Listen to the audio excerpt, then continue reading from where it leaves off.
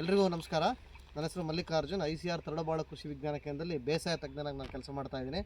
ನಮಗೆ ಗೊತ್ತಿರುವ ಹಾಗೆ ಹಲವಾರು ಬೆಳೆಗಳು ನಮ್ಮ ದಾವಣಗೆರೆ ಜಿಲ್ಲೆಯಲ್ಲಿ ರೈತರು ಬೆಳೆದು ಗೆದ್ದಿದ್ದಾರೆ. ಅಂಥದ್ರಲ್ಲಿ ಇವತ್ತು ನಮ್ಮ ಕುಕ್ಕವಾಡದ ಮಂಜುನಾಥ್ರವರು ಸರ್ ನಾನು ಯಾವುದಾರ ಒಂದು ಬೇರೆ ಬೆಳೆ ಮಾಡಬೇಕು ಅಂಥೇಳಿ ಅವರ ಸಂಪರ್ಕಕ್ಕೆ ಸುಮಾರು ಒಂದು 10 ವರ್ಷಗಳಿಂದ ಯಾವುದಾರ ಹೊಸ ತಂತ್ರಜ್ಞಾನ ಮಾಡಬೇಕು ಅಂತಂದರೆ ನಮಗೆ ಮೊದಲನೇ ಹೆಸರು ಜ್ಞಾಪಕ ಬರ್ತಿದ್ದೆ ಮಂಜುನಾಥ್ ಅವರು. ಯಾಕೆ ಅಂತಂದರೆ ಈ ಹೊಸ ತಂತ್ರಜ್ಞಾನಗಳನ್ನ ಮಾಡ್ಬೇಕಾದ್ರೆ ರೈತರಿಗೆ ಒಂದು ಇಚ್ಛಾಶಕ್ತಿ ಇರಬೇಕು, ಎರಡನೇದು ಸಮಾಧಾನ ಇರಬೇಕು. ಈ ಒಂದು ಎರಡು ಗುಣಗಳನ್ನ ಹೊಂದಿರುವ ಮಂಜುನಾಥ್ ಅವರು ಇವತ್ತು ಚಿಯಾ ಬೆಳೆನ ಮಾಡಿದ್ದಾರೆ. ನಿಜವಾಗ್ಲೂ ಭಾಳ ಅದ್ಭುತವಾಗಿದೆ. ಯಾಕೆಂದರೆ ನಾವು ಭಾಳಷ್ಟು ಕಡೆ ಎಲ್ಲ ಈ ಚಿಯಾ ಬೆಳೆ ಬಗ್ಗೆ ಕೇಳಿದ್ವಿ, ನೋಡಿದ್ವಿ, ಬಟ್ ಇದನ್ನು ನಾವೆಂದೂ ಬೆಳೆಸೋಕ್ಕಾಗಿರಲಿಲ್ಲ ರೈತರ ಹತ್ರ. ಇವತ್ತು ನಮ್ಮ ರೈತ ಬಾಂಧವರಾದ ಮಂಜುನಾಥ್ರವರು ಈ ಒಂದು ಕೆಲಸ ಮಾಡಿದ್ದಾರೆ. ಅವರು ಈ ಚಿಯಾ ಬೆಳೆ ಬಗ್ಗೆ ಅವರ ಅನುಭವಗಳು ಮತ್ತು ಇದರಿಂದ ಏನು ಮಾಡ್ಬೋದು, ಇದನ್ನು ಮಾಡೋಕ್ಕಾಗುತ್ತೋ ಇಲ್ಲೋ ಅನ್ನೋದ್ರ ಬಗ್ಗೆ ಅವರು ಸವಿವರವಾಗಿ ಮಾಹಿತಿಯನ್ನು ಕೊಡ್ತಾರೆ.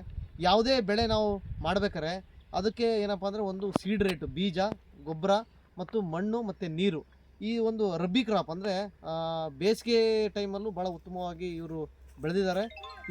ಇದರಲ್ಲಿ ಏನು ನಾವು ಲಾಭಾಂಶ ಗಳಿಸ್ಬೋದು ಅಥವಾ ಇದು ಏನು ಅನುಕೂಲ ಆಗುತ್ತೆ, ಮಣ್ಣಿನ ಫಲವತ್ತತೆಗೂ ಇದು ಅನುಕೂಲ ಆಗುತ್ತೆ. ಮತ್ತು ಇಲ್ಲಿ ಆಮೇಲೆ ಯಾವುದೇ ದನ ಕರುಗಳಾಗಲಿ ಏನು ತಿನ್ನಲ್ಲ ಇದನ್ನ. ಹಾಗಾಗಿ ಬೇಸಿಗೆಯಲ್ಲಿ ಭಾಳ ಸೂಕ್ತವಾಗಿ ಇವರು ಬೆಳೆದು ತೋರಿಸಿದ್ದಾರೆ. ಈ ಒಂದು ಇದ್ರ ಬಗ್ಗೆ ಅವರ ಹತ್ರ ನಾನು ಮಾಹಿತಿನ ಹಂಚ್ಕೊಳ್ಳೋಕ್ಕೆ ಇಷ್ಟಪಡ್ತೀನಿ. ಹಾಗೆ ಮುಂದೆ ನಮ್ಮ ಮಂಜುನಾಥ್ ಅವರು ಈ ಬೆಳೆ ಬಗ್ಗೆ ಮಾಹಿತಿನ ಕೊಡ್ತಾರೆ. ಕುಕ್ಕವಾಡ ವಾಸಿಯಾದ ನಾನು ಮಂಜುನಾಥ್ ಅಂತಂದು.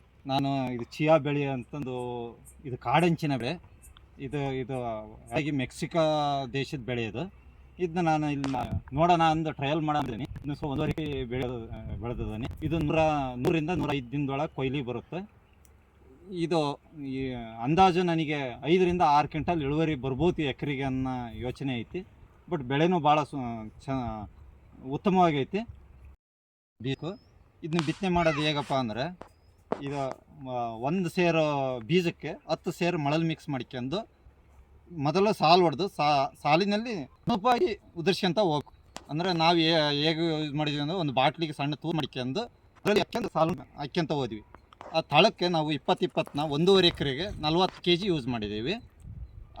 ಆದಮೇಲೆ ನಾವು ಮೊದಲು ಬಿತ್ತನೆ ಮಾಡಿ ಆಮೇಲೆ ಸ್ಪ್ರಿಂಕ್ಲರ್ ಹಾಕಿ ನೀರು ಬಿಟ್ವಿ. ಅದು ಹೇಗಪ್ಪ ಅಂದರೆ 15 ದಿನಕ್ಕೆ ಒಂದು ಟೈಮ್ ಸ್ಪ್ರಿಂಕ್ಲರ್ ಅಷ್ಟೇ ಯೂಸ್ ಮಾಡೋದು. ಇದಕ್ಕೆ ಅತಿ ಹೆಚ್ಚು ನೀರು ಬೇಡ. ಇದು ತೇವಾಂಶ ಕಾಪಾಡ್ಕೊಂತ ಹೋದ್ರೆ ಸಾಕಷ್ಟೇ. ಇದು ಹುಟ್ಟಿದ ನಂತರ 20ರಿಂದ 25 ದಿನದಲ್ಲಿ ಒಂದು ಕುಂಟೆ ಹೊಡೆದ್ವಿ. ಕುಂಟೆ ಹೊಡಿಯೋಕರೆಗೂ ಬರೀ 20 ಅಷ್ಟೇ ಯೂಸ್ ಮಾಡಿದ್ವಿ. ಬಟ್ ಯೂರಿಯಾ ಯೂಸ್ ಮಾಡೋಕ್ಕೆ ಹೇಳಿದರು. ಅದು ಬೇಡ ಅಂದು ಬರೀ ಬೆಳವಣಿಗೆ ಉತ್ತಮವಾಗಿತ್ತಲ್ಲ, ಹಂಗಾಗಿ 20 ಅಷ್ಟೇ. ಆವಾಗಲೂ ಕೇವಲ 40 kg ಇಷ್ಟೇ ನಾನು ಗೊಬ್ಬರ ಯೂಸ್ ಮಾಡಿರೋದು ಇದಕ್ಕೆ. ಹಂಗಾಗಿ ಖರ್ಚು ಕಡಿಮೆ. ಅದು ಬೀಜಕ್ಕೆ ನಾವು 500 ರೂಪಾಯಿ ಖರ್ಚು ಮಾಡಿದ್ವಿ. 1 kg ಬೀಜ ತಂದಿದ್ವಿ. ಅದರಲ್ಲಿ ಇನ್ನೂ ಸ್ವಲ್ಪ ಉಳಿದಿದ್ದಾವೆ 1.5 ಎಕರೆಗೆ ಬಿತ್ತನೆ ಮಾಡಿ. ಮತ್ತು ಈಗ ಗೊಬ್ಬರಕ್ಕೆ 1 ಕ್ವಿಂಟಲ್ ಗೊಬ್ಬರ 2400 ರೂಪಾಯಿ ಖರ್ಚಾಗಿದೆ. ಇಷ್ಟೇ ಖರ್ಚು ನಮ್ಮಲ್ಲಿ. 2 ಬೇಸಾಯ ಮಾಡೈತಿ. ಎಷ್ಟು ಬೇಸಾಯ ಖರ್ಚು ಹೇಳ್ರಿ?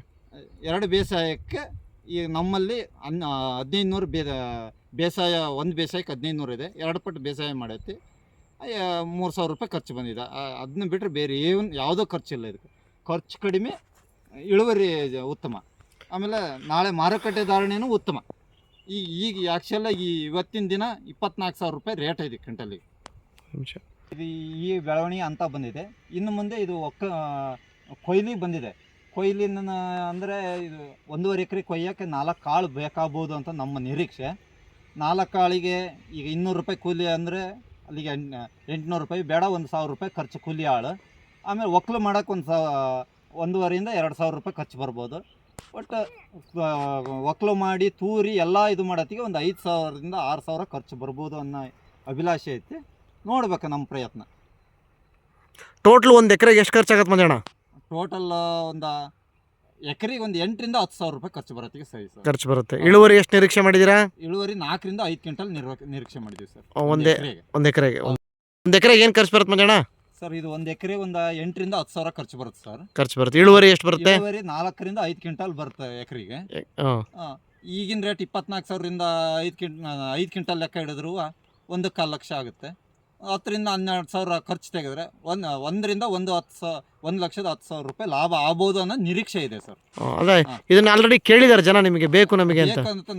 ನಮಗೆ ಬೇಕು ಅಂತಂದು ನನಗಿನ್ನೂ ಮಾರ್ಕೆಟಿಂಗ್ 1 kg ಪ್ಯಾಕೆಟ್ ಮಾಡಿ ಮಾರ್ಕೆಟಿಂಗ್ ಮಾಡಬೇಕು ಅನ್ನೋ ಅಭಿಲಾಷೆ ತುಂಬ ಆಯ್ತು ಸರ್. ಹಾಂ ಹಾಂ ಹಾಂ ಇದು ಲಾಭಾಂಶ ಜಾಸ್ತಿ ಸಿಗ್ತೈತಿ ಅಂತಂದು. ಅದೇ ಅದೇ ಅದೇ ಅದೇ ಆಮೇಲೆ ನಮಗೆ 50 kg ಬೇಕು, 1 ಕ್ವಿಂಟಾಲ್ ಬೇಕು ಅಂತಂದು ಇಲ್ಲಿ ಮಾರುಕಟ್ಟೆ ಮಾಲ್ನ ಅಂಗಡಿಗಳವ್ರು ಕೇಳ್ತಾ ಇದ್ದಾರೆ. ಹಾಂ ಹಾಂ ನಾವು ಫಸ್ಟ್ ಇವನ್ನ ಕೂಡೀಕರಿಸೋಣ ಅಂತಂದು ಕಾಯ್ತಾ ಇದೀವಿ ಸರ್. Okay okay. ಈಗ ಇದು ಟೋಟ್ಲು ನಿಮಗೆ ಈಗ ಇದು 100ರಿಂದ 110 ದಿವಸ ಕಟಾವು ಬರುತ್ತೆ. 100ರಿಂದ 110 ಸರ್. ಡಿಸೆಂಬರ್ 14 ಬಿತ್ತನೆ ಮಾಡಿದೀನಿ. ಹಾಂ ಈಗ ಕೊಯ್ಯಕ್ಕೆ ರೆಡಿ ಇದೆ ನೋಡ್ರಿ ಸರ್. ಕೊಯ್ಯಕ್ಕೆ ರೆಡಿ ಇದೆ. ಮಾರ್ಚ್ 28 ಹಾಂ ಹಾಂ ಈ ಕೊಯ್ಯಕ್ಕೆ ರೆಡಿ ಇದೆ. ಕೊಯ್ಯಕ್ಕೆ ರೆಡಿ ಇದೆ. ಹೌದು ಹಾಂ. ಈಗ ಮುಂದಿನ ಬೇರೆ ರೈತರುಗಳಿಗೆ ಏನು ಹೇಳಕ್ಕೆ ಇಷ್ಟಪಡ್ತೀರಾ ಈ ಬೆಳೆ ಬಗ್ಗೆ?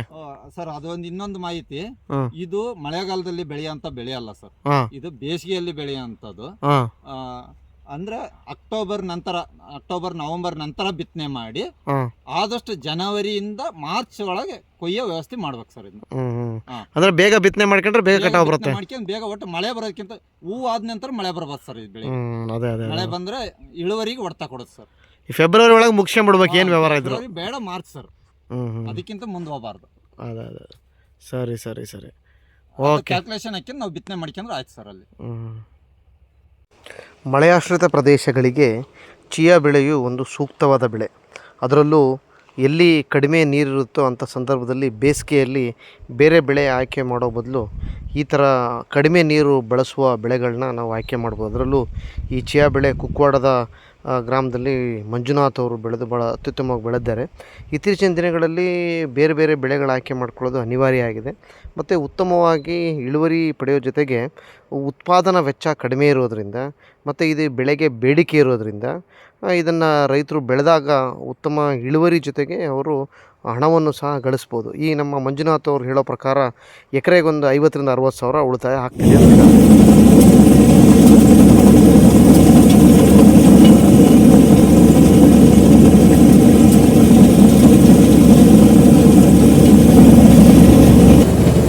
ಕಟಾವಿನಲ್ಲಿ ಯಾಂತ್ರಿಕೃತವಾಗಿಯೂ ಕಟಾವು ಮಾಡಿದ್ದಾರೆ ಕೆಲವು ರೈತರು, ಅದೇ ಊರಿನಲ್ಲಿ ಬೆಳೆದಂಥ ರೈತರು. ಮಂಜುನಾಥ್ ಅವರು ಮನುಷ್ಯರ ಮುಖಾಂತರ ಅಂದರೆ ಲೇಬರ್ ಯೂಸ್ ಮಾಡಿ ಕಟಾವು ಮಾಡಿ ಅದನ್ನ ರಾಶಿ ಹಾಕಿ ನಂತರ ಅವರು ಯಂತ್ರವನ್ನು ಬಳಸಿ ಏನಂತೀವಿ ಬೀಜನ ಸಪ್ರೇಟ್ ಮಾಡ್ಕೊಂಡಿದ್ದಾರೆ.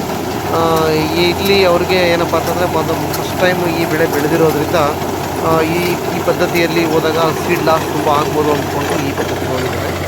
ಯಂತ್ರದ ಮುಖಾಂತರ ಕಟಾವು ಮಾಡಿದ್ರೆ ಅಂಥ ನಷ್ಟ ಏನಾಗಲ್ಲ ಅನ್ನೋದು ಅವರಿಗೆ ಅರಿವಾಗಿದೆ. ಯಂತ್ರಗಳಿದ್ದಾಗ ಈ ಕೂಲಿ ಆಳುಗಳ ಮೇಲೆ ಅವಲಂಬಿತವಾಗೋದು ಕಡಿಮೆ ಆಗುತ್ತೆ. ಕೆಲವು ಸಂದರ್ಭಗಳಲ್ಲಿ ಯಂತ್ರಗಳು ನಮ್ಮ ಕೃಷಿಗೆ ಲಾಭದಾಯಕವಾಗಿ ಪರಿಗಣಿಸಿದೆ. ಮತ್ತು ಇದರ ಮೇವು ಕೂಡ ಭಾಳ ಉತ್ತಮವಾಗಿರೋದ್ರಿಂದ ಇದನ್ನು ಮೇವನ್ನ ದನಕರುಗಳಿಗೂ ಬಳಸ್ಬೋದು. ಮತ್ತು ಈ ಬಂದಂಥ ಏನು ಚಿಯಾ ಸೀಡ್ಸ್ ಬಂದಿದೆಯಾ ಮಂಜುನಾಥ್ ಅವರು ಹೇಳೋ ಪ್ರಕಾರ ಇದನ್ನು ನೇರವಾಗಿ ಮಾರುಕಟ್ಟೆಗೆ ಅವರು ಹೇಳೋ ಪ್ರಕಾರ 20ರಿಂದ 24 ಸಾವಿರ ರೂಪಾಯಿ ಪ್ರತಿ ಕ್ವಿಂಟಾಲಿಗಿದೆ ಅಂತ ಹೇಳ್ತಾ ಇದ್ದಾರೆ. ಅವರು KG ಲೆಕ್ಕ ಅಂದರೆ 1 KG ಪ್ಯಾಕೆಟ್ ಮಾಡಿಬಿಟ್ಟು ನಾನು ನೇರವಾಗಿ ಗ್ರಾಹಕರಿಗೆ ಮಾರಾಟ ಮಾಡಬೇಕು ಅನ್ನೋ ಒಂದು ಉದ್ದೇಶ ಇದೆ ಅಂತ ಅವರು ಹೇಳ್ತಾ ಇದ್ದಾರೆ. ಅದು ಭಾಳ ಒಂದು ಒಳ್ಳೆಯ ಆಲೋಚನೆ ಕೂಡ. ಯಾಕೆಂತಂದರೆ ರೈತರು ಮೌಲ್ಯವರ್ಧನೆ ಮಾಡಿ ಮಾರಾಟ ಮಾಡಿದಾಗ ಅವರಿಗೆ ಸಹಾಯ ಆಗುತ್ತೆ. ಈ ಮೌಲ್ಯವರ್ಧನೆ ಮಾಡಿ ಅವರು ಮಾರಾಟ ಮಾಡ್ತಾರೆ ಅನ್ನೋ ನಿಟ್ಟಿನಲ್ಲಿ ನಮ್ಮ ತರಳಬಾಳು ಕೃಷಿ ವಿಜ್ಞಾನ ಕೇಂದ್ರ ರೈತ ಉತ್ಪಾದಕ ಕಂಪ್ನಿಗಳಿರೋದ್ರಿಂದ ನಾವು ಅವ್ರ ಜೊತೆ ಅವ್ರನ್ನ ಸಂಪರ್ಕ ಮಾಡಿಸಿ ನೇರವಾಗಿ ಗ್ರಾಹಕರಿಗೆ ಸಿಗೋ ರೀತಿಯಲ್ಲೂ ನಾವು ಮಾಡ್ಬೋದು. ಈ ಚಿಯಾ ಬೆಳೆಯ ಅನುಕೂಲತೆಗಳನ್ನು ತಿಳಿದಂಥ ರೈತ ಬಾಂಧವರು ಅಥವಾ ಯಾರಿಗಾರ ಬೇಕಾದವರು ಈ ಮಂಜುನಾಥ್ ಅವ್ರನ್ನ ಸಂಪರ್ಕಿಸ್ಬೋದು. ಅವರು ನೇರವಾಗಿ ನಿಮಗೆ ಈ ಒಂದು ಮಾರಾಟ ವ್ಯವಸ್ಥೆಯನ್ನು ಮಾಡಿಕೊಡ್ರು. ಪತ್ರಿಕೆಯಲ್ಲೂ ಕೂಡ ಇದ್ರ ಬಗ್ಗೆ ಪ್ರಕಟಣೆ ಆಗಿದೆ. ಆಮೇಲೆ ಇವರು ಬರೀ ಚಿಯಾ ಬೆಳೆ ಒಂದೇ ಅಲ್ಲ, ಇವರು ಸಮಗ್ರ ಕೃಷಿ ಪದ್ಧತಿಯನ್ನು ಅಳವಡಿಸ್ಕೊಂಡಂಥ ಒಳ್ಳೆ ಕೃಷಿಕರು. ಹೆಚ್ಚಿನ ಮಾಹಿತಿಗಾಗಿ ಇವರ ಫೋನ್ ನಂಬರ್ ಕೂಡ ನಾನು ಕೊನೆಗೆ ಹಾಕಿರ್ತೀನಿ. ಮಲ್ಲಿಕಾರ್ಜುನ್ ಅಗ್ರೋನಾಮಿಸ್ಟ್ ಯೂಟ್ಯೂಬ್ ಚಾನಲ್ ಸಬ್ಸ್ಕ್ರೈಬ್ ಮಾಡಿ, ಶೇರ್ ಮಾಡಿ. ಧನ್ಯವಾದ.